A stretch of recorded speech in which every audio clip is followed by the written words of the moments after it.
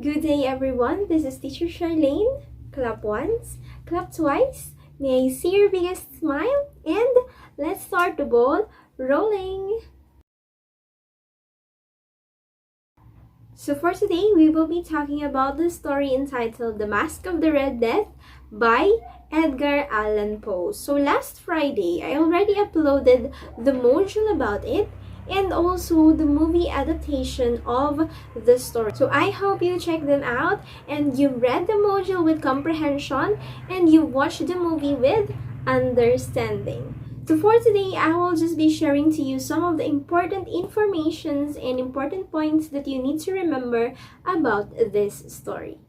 So let us start with its author. So again, the author of the story is, very good, it's Edgar Allan Poe. So do you know something about Edgar Allan Poe, of who he is and what kind of author he is? That's great. So let us start with his birthday. He was born on January 19, 1809 and died October 7, 1849. So that means he was 40 years old when he died. And he is known for his poetry and short stories, particularly his tale about mystery and macabre. When we say macabre, these are stories that has death as its theme. Another information about him: he is the first well-known American writer to earn a living through writing alone. Okay, so that means from the very beginning until the very end, his way of living or earning a living is through writing. And the themes of his writings are Gothic, death, and mourning.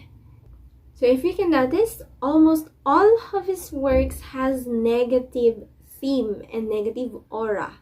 Okay, so some of his works are Cask of Amontillado and The Annabel Lee. He is also known as the drunk poet. Why? Because according to historians, before he could write a particular poem or a particular story, he will drink liquor first. So now that we know who the author is, let us now move on to the story. So again, the title of the story is The Masque of the Red Death. And this story circles around the idea that no one can escape death. And we have two characters, main characters. We have Prince Prospero and the Red Death itself. So the story started with a horrible disease called the Red Death that savaged the countryside, including the kingdom of Prince Prospero. But Prince Prospero, being known as a happy person and a dauntless person, he was not afraid of the disease. But upon knowing that when you had Red Death, you will feel an unbearable pain, you'll have seizures, and you'll bleed from the pores, which will lead to your death. So Prince Prospero, being a happy person who loves to party and loves wonderful and beautiful things, what he did is that he invited all the beautiful and handsome people in his kingdom, and they locked themselves in the castellated abbey of his kingdom. So they stayed there for 5 to 6 months, partying all day and all night.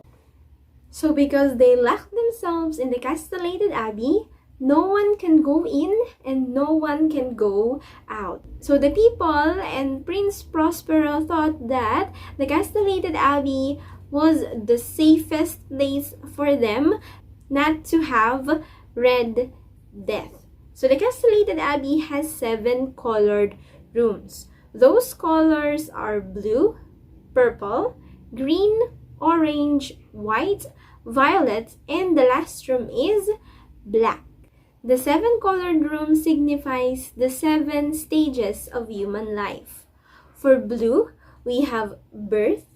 For purple, we have beginning of growth. For green, we have spring of life. For orange, summer and autumn. For white, old age.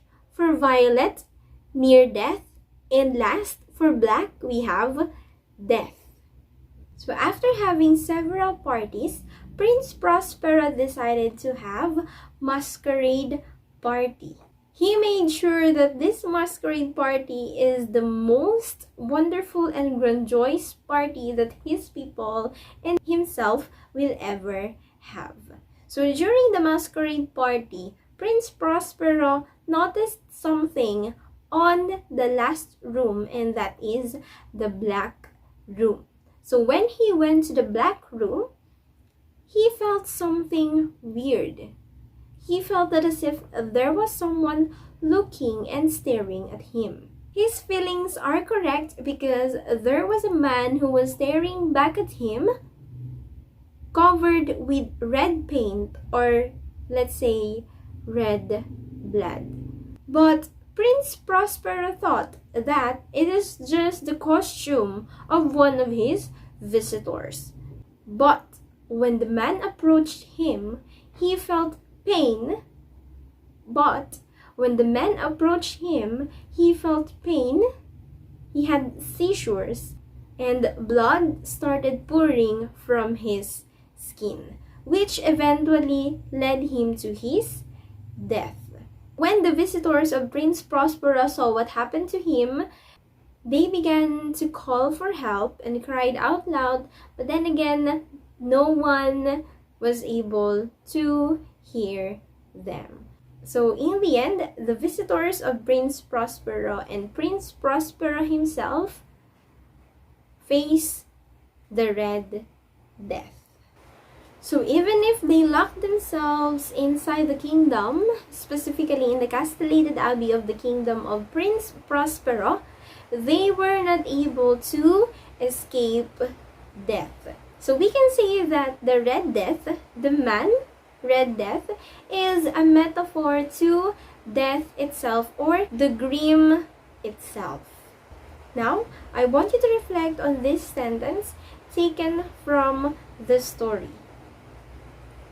No matter how beautiful the castle, how luxuriant the clothing, or how rich the food, no mortal, not even a prince, can escape the death.